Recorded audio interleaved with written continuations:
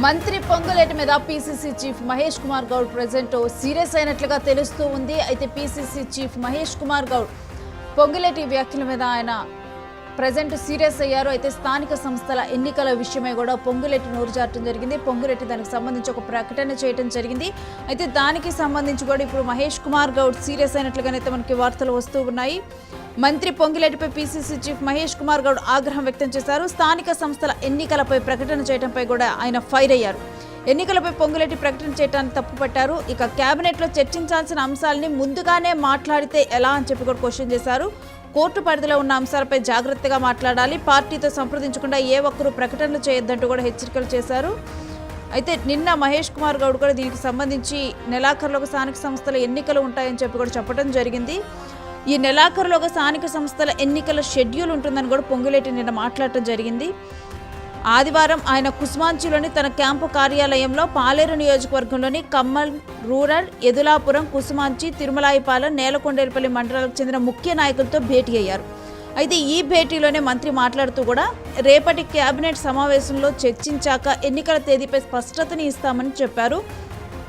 తొలుత MPTC, ZPTC ఎన్నికలు నిర్వహిస్తామని, అవి పూర్తయిన వెంటనే సర్పంచ్, మున్సిపల్ ఎన్నికలు ఉంటాయన్నారు. ఇక ఆయా గ్రామాల్లో నాయకుల మధ్య సఖ్యత ఉండాలని, నాయకులు ఎవరైనా ప్రజా సమస్యల పరిష్కారానికి మొదటి ప్రాధాన్యత ఇవ్వాలి అంటూ కూడా సూచించడం జరిగింది. ఎన్నికల షెడ్యూల్ రావడానికి 15 రోజుల గడువు మాత్రమే ఉంది కాబట్టి మీ గ్రామాల్లో చిన్న చిన్న లోటుపాట్లు ఉంటే వాటిని సరిదిద్దుకుని ఎన్నికలకు సిద్ధం కావాలని చెప్పి కూడా పొంగులేటి పిలుపునివ్వడం జరిగింది. అయితే రిజర్వేషన్ల ఆధారంగా ఎన్నికల్లో గెలిచే అవకాశాలు ఎక్కువ ఉన్న అభ్యర్థులు మాత్రమే ఎంపిక చేస్తాం. ఇప్పటికే అనేక సంక్షేమ పథకాలను ప్రజల దగ్గరికి చేర్చడం జరిగింది.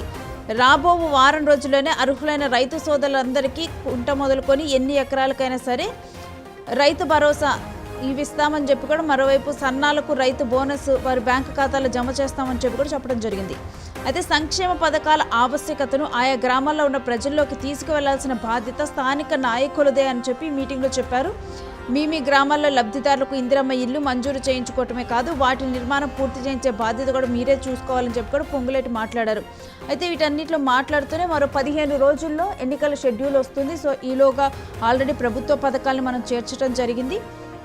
మిగిలినవి కూడా స్టార్ట్ అవబోతున్నాయి. ప్రభుత్వ పథకాలు మిగిలినవి కూడా జనాల వద్దకు చేరబోతున్నాయి అని చెప్పి కూడా పొంగులేటి మాట్లాడుతూ మీ గ్రామాల్లో మీరు కోఆర్డినేట్ చేసుకోవాలన్నట్లుగా కూడా ఇటు పొంగులేటి చెప్పడము జరిగింది. ఇక వెంటనే కూడా ఇదే విషయం మీద ఇప్పుడు పీసీసీ చీఫ్ మహేష్ కుమార్ గౌడ్ ఆగ్రహాన్ని వ్యక్తం చేశారు.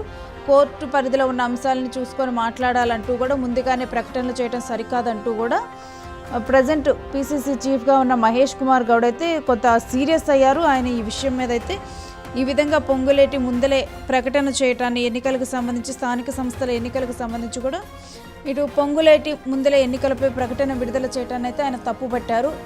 డెఫినెట్గా కూడా చూసుకొని మాట్లాడాలంటూ కూడా ఇప్పుడు పీసీసీ చీఫ్ మహేష్ కుమార్ గౌడ్ చెప్పడం జరిగింది.